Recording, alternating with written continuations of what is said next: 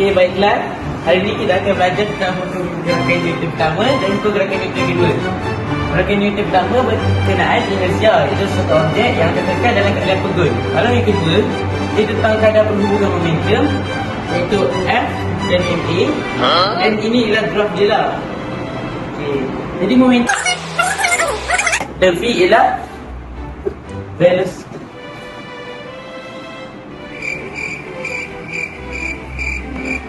Aris, kau faham tak fizik cikgu ajar tadi? Faham weh. Aku keliru apa yang cikgu ajar tadi. Tak apa, hafal je lah. Day 2.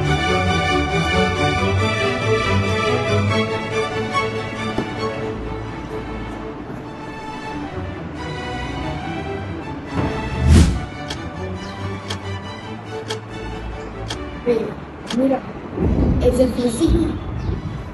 Dah, aku harap senang tu soalan dia. Later.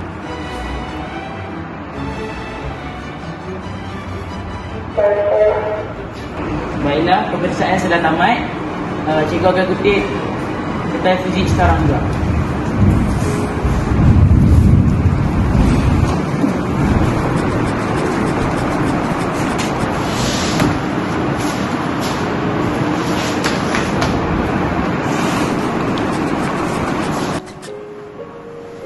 Weh, tadi keluar dua soalan hukum Newton tu. Oh, ni tu. Aku tak ingat tu mana satu. Tak boleh beza hukum Newton pertama dengan hukum Newton kedua. Habislah. Baiklah, hari ini cikgu akan bagi markah fizik korang, Iris dan Zemira.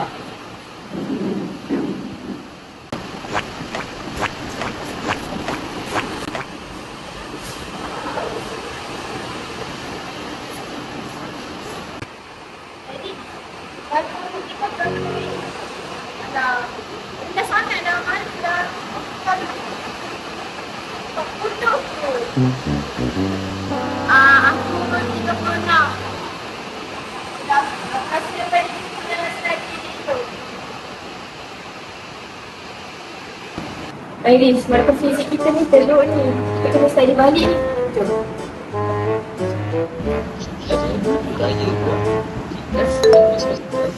Ada link lah.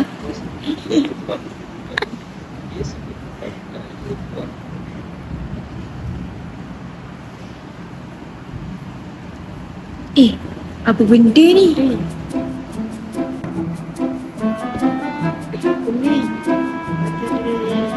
Untuk memanjangkan masa yang tak lama untuk pengetahuan. Kaitan dengan inersia ialah hukum Meanwhile. rendah ni.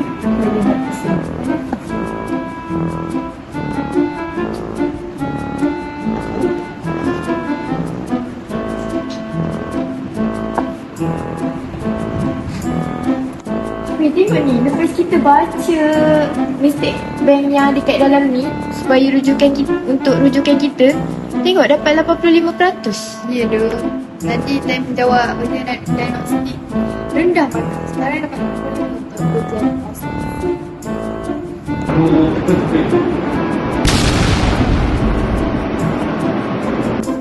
Ya, ini salinya exam fizik tu. Gelak tau. Gelak juga.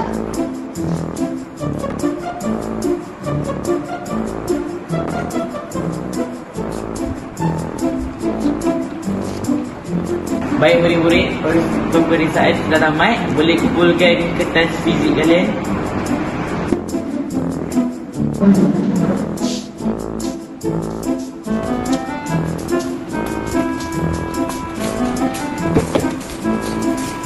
Baiklah, hari ini saya ada berita gembira. Kelas korang dapat ujian fizik markah yang mendadak, terutama sekali Iris dan Zemira.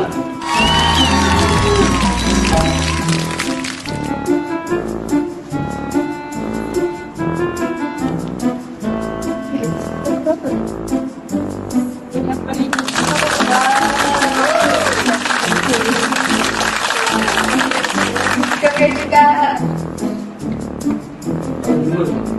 Cikgu nak tanya ni, apa rasa korang boleh dapat tinggi dalam fizik ni? Waktu hari kita orang tengah study, ada seseorang ni hantar kita orang ni. Kita orang buka, lepas tu tiba-tiba ada aplikasi misconfig. Boleh je tengok? Boleh cikgu. Wow. Jadinya setelah kami main game ranking, post test dan dengan merujuk mistake bank dengan rujukan konsep, korang boleh lihat statistik korang kat sini. Inilah statistik yang korang telah buat. Tinggi juga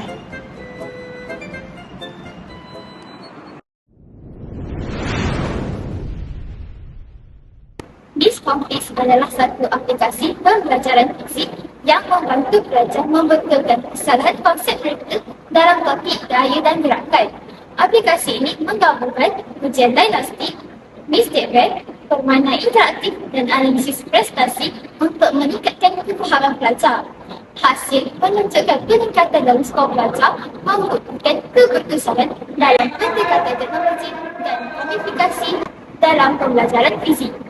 Terdapat 3 objektif.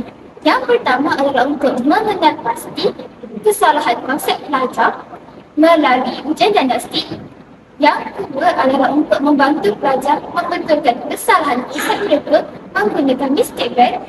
Dan yang ketiga adalah untuk menganalisis prestasi pelajar mengikut subtopik.